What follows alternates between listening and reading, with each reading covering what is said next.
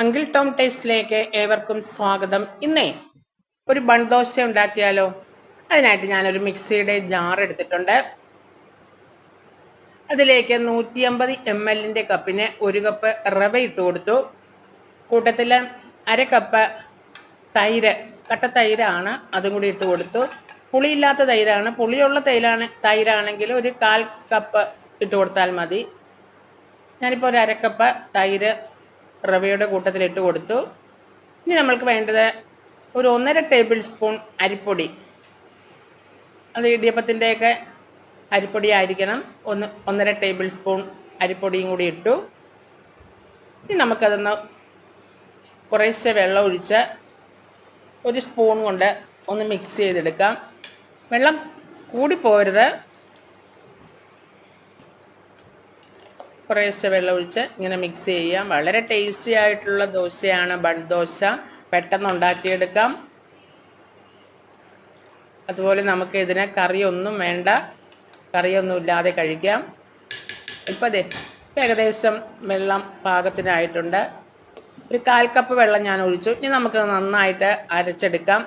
ഇപ്പം ഞാൻ അരച്ചെടുത്തുകൊണ്ട് വന്നിട്ടുണ്ട്. അത് നമുക്കൊരു ബൗളിലേക്ക് മാറ്റാം. കുറച്ച് വെജിറ്റബിളൊക്കെ കൂടി ഇടുന്നത് കാരണം നമ്മൾക്ക് ഇതിന് കറിയൊന്നും വേണ്ട. കറിയില്ലാതെ തന്നെ വളരെ ടേസ്റ്റായിട്ട് കഴിക്കാൻ പറ്റിയ ദോശയാണ് ബൺ ദോശ. എല്ലാവരും ഉണ്ടാക്കി നോക്കണം. ഞാനത് ഒഴിച്ചു വെച്ചു. ഞാൻ അത് മാറ്റി വെച്ചിട്ട് നമ്മൾക്ക് ഒരു നോൺ സ്റ്റിക്ക് പാൻ ചൂടായതിന് ശേഷം അതിലേക്ക് ഞാൻ ഒരു ടീസ്പൂൺ എണ്ണ ഒഴിച്ചു കൊടുത്തു. ഒരു 1/4 ടീസ്പൂൺ കടുകും കൂടി ഇട്ട് കൊടുത്തു. കടുക് പൊട്ടി വരുമ്പോൾ ഒരു 1/4 ടീസ്പൂൺ ജീരകം ഇട്ട് കൊടുത്തു. ജീരകം ഒന്ന് മൂത്ത് വരുമ്പോൾ അതിലേക്ക് കടുകും ജീരകവും പൊട്ടിയതിന് ശേഷം അതിലേക്ക് ഞാൻ ഒരു ചെറിയ സവോള ചെറുതായിട്ട് അരിഞ്ഞ് അതിട്ട് കൊടുത്തു. നമുക്ക് ഒത്തിരി ഗോൾഡൻ കളറൊന്നും ആകണ്ട, ജസ്റ്റ് ഒന്ന് വെന്ത് കിട്ടിയാൽ മതി. ഞാൻ അതിലേക്ക് ഒരു തണ്ട് വേപ്പില ചെറുതായിട്ട് അരിഞ്ഞ് അതും കൂടി ഇട്ട് കൊടുത്തു. ഇനി കുറച്ച് വെജിറ്റബിളാണ്. ഒരു ക്യാരറ്റ് ഗ്രേറ്റ് ചെയ്ത് ഇട്ട് കൊടുത്തു. ഒന്ന് ഇളക്കി യോജിപ്പിച്ചതിന് ശേഷം നമുക്കതിലേക്ക്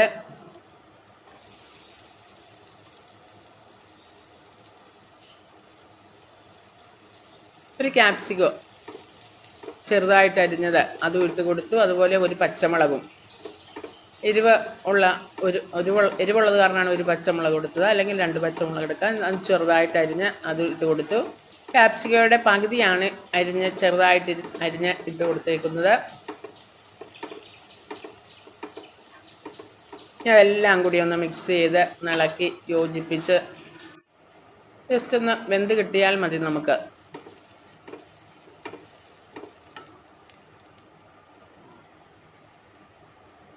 ഇനി അതിലേക്ക് ഞാൻ ഒരു 1/4 ടീസ്പൂൺ മഞ്ഞൾപ്പൊടിയും കൂടി ഇട്ട് കൊടുത്തു.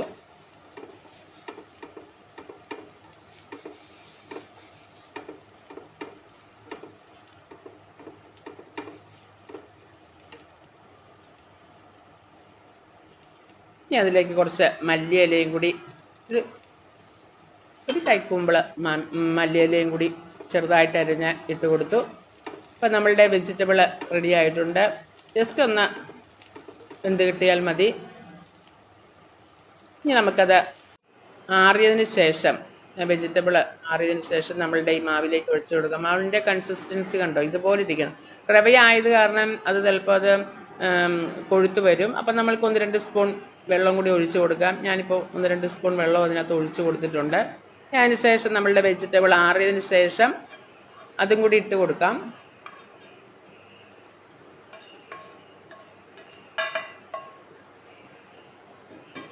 അതിൻ്റെ കൂട്ടത്തിൽ നമ്മൾ ഉപ്പിട്ടിട്ടില്ലല്ലോ. നമ്മൾ ഒരു 1/2 ടീസ്പൂൺ ഉപ്പിട്ട് കൊടുത്തു. അതോടൊപ്പം തന്നെ നമ്മളിപ്പോൾ പെട്ടെന്ന് ഉണ്ടാക്കാൻ പോകുകയല്ല, അതുകൊണ്ട് ഒരു പിഞ്ച്, ഒരു 1/4 ടീസ്പൂൺ ബേക്കിംഗ് സോഡയും കൂടി ഇട്ട് കൊടുത്തു. നമ്മൾക്ക് 2-3 മണിക്കൂർ നമ്മളിത് ഇങ്ങനെ മാവ് ഇങ്ങനെ കുഴച്ച് വെച്ചേക്കാമെങ്കിൽ നമുക്ക് ബേക്കിംഗ് സോഡ അവോയ്ഡ് ചെയ്യാം.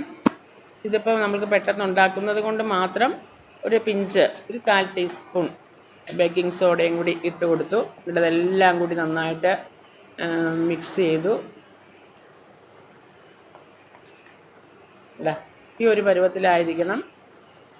വെള്ളം കുറഞ്ഞു പോവുകയാണെങ്കിൽ 1-2 ടേബിൾ സ്പൂൺ വെള്ളം ഒഴിച്ചു കൊടുക്കുക. ഞാനിപ്പോൾ ഒരു സ്വല്പം വെള്ളം കൂടി ഒഴിച്ചു കൊടുക്കുന്നുണ്ട്.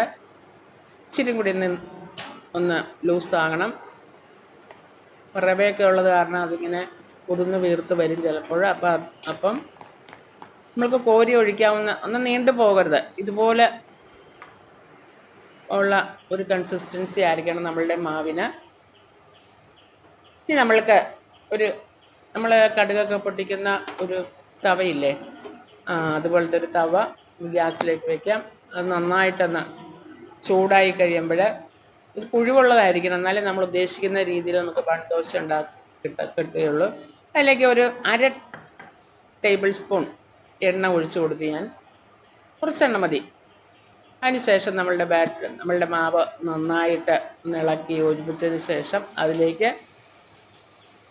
ഒരു 1/4 തവി ഇതുപോലെ അങ്ങ് ഒഴിച്ചു കൊടുക്കാം. ലോ ഫ്ലെയിമിലായിരിക്കണം, അത് പ്രത്യേകം ശ്രദ്ധിക്കണം. നമ്മളെ തീ ഒരിക്കലും കൂടിപ്പോരും, നമ്മുടെ ഉൾഭാഗമൊക്കെ വെന്ത് കിട്ടണം. എന്നിട്ട് നമുക്കിങ്ങനെ മൂടി ഒരു 5-6 മിനിറ്റ് ഒന്നിങ്ങനെ മൂടി വയ്ക്കാം ലോ ഫ്ലെയിമിൽ. ഇപ്പം നമ്മൾക്ക് ഒരു വശം മൊരിഞ്ഞിട്ടുണ്ടാകും. ഇനി നമ്മൾക്ക് അടപ്പ് മാറ്റിയിട്ട് നമ്മൾക്കൊന്ന് മറിച്ചിടണം. നമ്മുടെ ഒരു വശം നന്നായിട്ട് മൊരിഞ്ഞ് കിട്ടിയിട്ടുണ്ട്.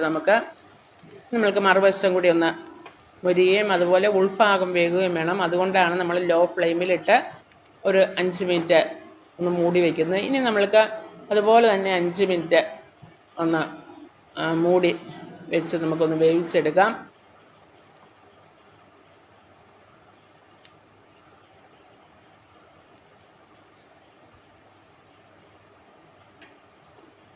അഞ്ച് മിനിറ്റ് കഴിയുമ്പോൾ നമ്മളുടെ ബൺദോശയുടെ ഉൾഭാഗമൊക്കെ വെന്ത് നല്ല സോഫ്റ്റായിട്ട് നല്ല ടേസ്റ്റായിട്ട് നമുക്ക് കിട്ടും.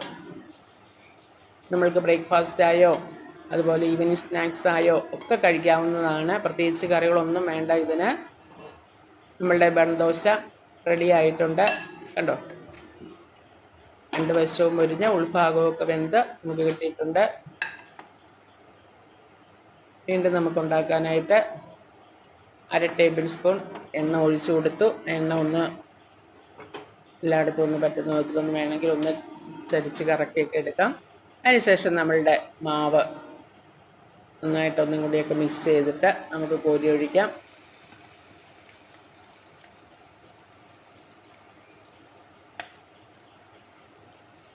ഇനി നമുക്ക് മൂടി വയ്ക്കാം. ഒരു 5 മിനിറ്റ് മൂടി വയ്ക്കുക. അത് കഴിഞ്ഞ് മറിച്ചിട്ട് കഴിഞ്ഞും 5 മിനിറ്റ് മൂടി വയ്ക്കുക. അപ്പോൾ നമ്മളുടെ ബൺദോശ ഉൾഭാഗമൊക്കെ വെന്ത് റെഡി ആയിട്ട് നമുക്ക് കിട്ടും. നമുക്ക് മറിച്ചിടാം. എല്ലാവരും ഉണ്ടാക്കി നോക്കണം. വളരെ ടേസ്റ്റി ആയിട്ടുള്ള ഒരു ദോശയാണ് ബൺദോശ. കറികളൊന്നുമില്ലാതെ നമുക്ക് കഴിക്കാൻ പറ്റും. അങ്ങനെ ഞാനെല്ലാം ഇതുപോലെ ഉണ്ടാക്കിയെടുത്തു.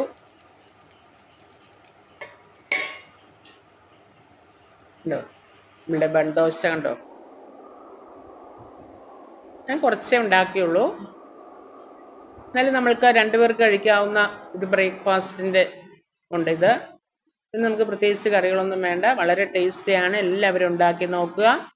വീഡിയോ ഇഷ്ടമായാൽ ലൈക്ക് ചെയ്യണം, ഷെയർ ചെയ്യണം.